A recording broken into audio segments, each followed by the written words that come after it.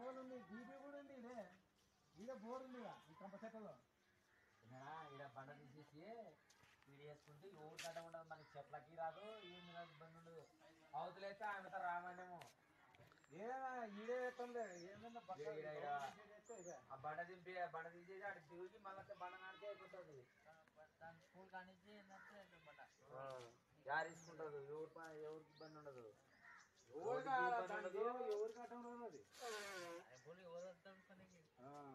అదే మన స్థలంలో ఎంత 10,000 పడతా అడుగున్నారండి. ఓసారి వేసుకుంటే పట్టణంలో పోయింది వైరు అంటుకుంటుంది దాంట్లో ఆడది. భగవాన్ వెనక్కి అది ఆ పూలు తీస్తే ఈడే కనపడుతుంది వాళ్ళకి, ఈడే పెడతా వాళ్ళకి.